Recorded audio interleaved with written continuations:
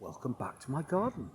Here we are, ready for the last video of 2023.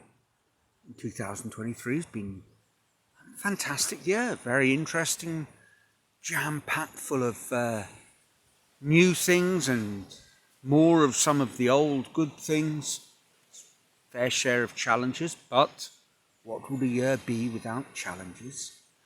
And I thought I'd end the year with an odd sort of reflection video, an idea that struck me, that I've been kind of rolling around. It's not very well formed. But it struck me while I was talking to a friend of mine at our local bar. And he's a nice enough chap, we get on very well.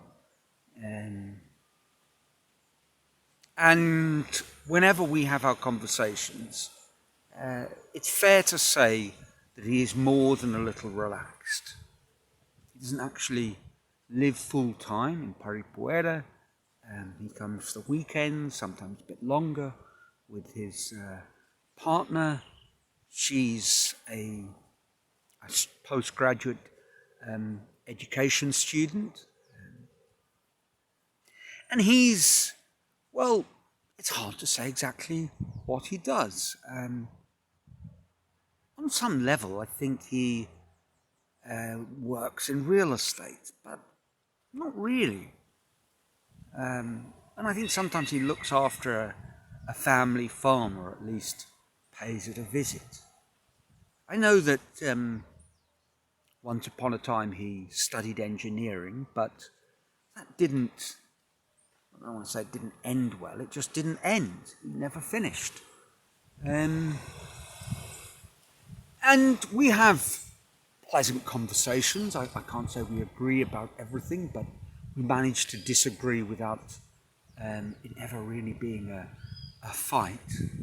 And I often try and steer things into a thoughtful sort of direction. Philosophical perhaps is a more precise word than thoughtful. And when I do, he kind of, his offering is an interesting one, and that's what I want to talk about today. Bit of an obscure build-up, but that's what I do on this channel. And I was struck this week by a revelation that had everything to do with Maslow's hierarchy of needs. So, if nothing else, this video sits in a loose sort of series that I've been following about self-actualization. Now, it is possible that you know nothing about Maslow's hierarchy of needs, that this is the first one of my videos that you've watched. So if you've watched all of them, you'd know I frequently find myself circling back in a strange, tangential arc to Maslow's hierarchy of needs. And I think it's a pretty well-known idea anyway, so even if this is the first video, you may well know all about it. But if you don't, it's approximately this. Abraham Maslow, behavioral, positive psychologist in the 50s and 60s, put forward a theory that very loosely is this, that we have needs, and they are in a hierarchy, a sort of pyramid, as it were. At the base are our physiological needs, food and such. Then there are security needs, our home, being in a comfortable environment. Beyond that lie community needs, and community needs sort of encompasses family, friends, wider community, loved ones, love.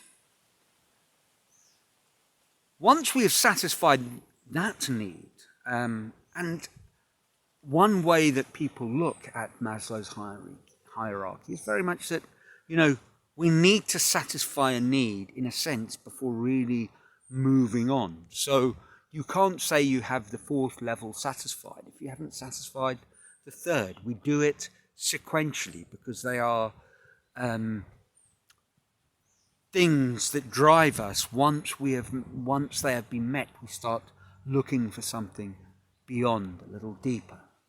And beyond the idea of community and love is something more centered around yourself, and that is your self-esteem, or feelings of self-worth, respect, how other people view you.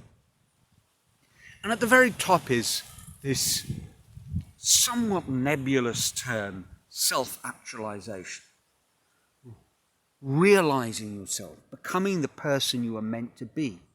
And perhaps also realizing yourself is something that we do partly through a sense of purpose, and that sense of purpose might be not just something egocentric, but connected with serving other people.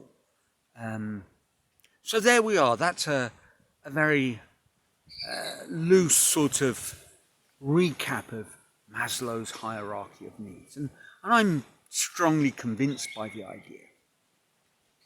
And in the conversation with my friends, when I talk about the things that I'm doing and the way I see the world, and very much through that sort of lens, the thing that he perhaps veers into most is going to the beach. And I've thought about it, and this is the highest activity that he does when he's here in our village. He goes to the beach. He spends a lot of time going to the beach. Now, he doesn't just go to the beach and looks at the waves. He splashes around in the water. He certainly drinks a fair few, I suppose his brand of choice might be Heineken, and he drinks a number of those. He enjoys a beer at the beach, and so do I, it has to be said. And I have in fact had a beer at the beach with him. It's very nice. There's a lot to be said for having a cold beer with good friends at the beach. I started thinking about, well, is that, if we try to understand this prime driver of his when he is here in Paripuera, that it is going to the beach, is it just a matter of community, of being with friends, and that's the way he likes to enjoy time he spends with friends? And I came to the conclusion that isn't exactly it. There's more than just being with friends and enjoying yourself. There's something deeper. So I started thinking about this sort of activity in a wider sense, that there are other ones, walking in nature and looking at a beautiful sunset. And these are not simply about feeling safe and secure, being in a good environment. And not just about, the way you enjoy the company of your friends, and perhaps a worthwhile way you might enjoy the company of your friends. Now, it might be that, going for a hike with a group of friends, well, there certainly is a community element there. It meets that need. But there's no doubt for me that it goes beyond that.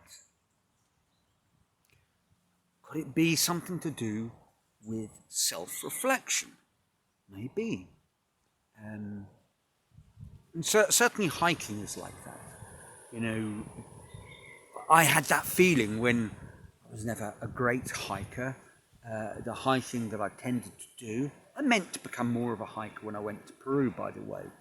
I was living stone's throw from the Andes, which was full of fantastic hiking and camping possibilities, and I never really did any of it. My hiking was pretty much limited to going on hikes with my brother, who at various points was a keen hiker and had a group of friends that he enjoyed hiking with. And we went on some wonderful 4-day hikes, 3 or 4-day hikes, some. Perhaps it was 2. Anyway, it was more than one. And they were wonderful. And I loved hiking because it was an extended walk, and I enjoy walking. I enjoy walking around my garden. And going on a hike, eventually you might end up on your own. And your mind wanders to all sorts of wonderful places. And it's a fantastic fugue-like state you get into. Trance. That's not really a trance, that's the wrong word. Flow state, I don't know. And actually, just while I'm rambling on here, I was thinking about another ramble I went on. So I did actually go on one hike in South America, a rather interesting 11-day version to Roraima on the Brazilian-Venezuelan Guianan border. That was a fantastic time. So hiking is a fantastic moment for self-reflection. But I find the same thing on buses, to be honest. A long bus trip, and I've done a lot of those. You stare out the window and your mind kind of melts. It's very, very interesting. So if we're just to put that in some kind of broad state of self-reflection, where does self-reflection sit in Maslow's hierarchy of needs? It's not self-actualization. You're not being self-actualized when you self-reflect, but it's kind of a necessary part of it. I think you need to do a bit of self-reflection to become eventually self-actualized. So a sort of catalyst for self-actualization. But actually, there's a difference between the beach and a bus trip. And I think my friend at the beach, I'm not sure how much self-reflection he does. I think it is something different. And the Japanese have some interesting word for it, a sort of philosophical practice of being with nature, being out in the woods. And the very air that you're breathing is slightly different and gives you a definite sense of well-being. And when we say well-being, this is well beyond the basic physiological and security needs. So perhaps, and I think the sea is like that. If you are relaxing in the ocean, in the salt water, feeling the ebb and flow of the waves, it's a marvelous feeling, and I think it's a very necessary one. Perhaps running parallel with self-actualization is the need to become tuned in to the world around you, that this is a higher state. Again, I don't think it's really what Maslow was talking about, but I would put it up there and in that. I'm not sure. I'd be very interested to know what you think, so let me know in the comments below, as always. And I do hope as the year bobs along to a conclusion, that you get a moment sometime between now and 2024 to find yourself at peace and at one with the world around you in a way that is nourishing, that makes you feel good, where you feel at peace with the world. And I think it's a message that we need now more than ever before, because, and one that that I think we can all embrace, because it does seem that if the 50 years that have drifted by since Maslow postulated his hierarchy of needs theory, it does seem like we need to take nature a little bit more seriously, look after it, and be at one with the environment around us. To So there we are.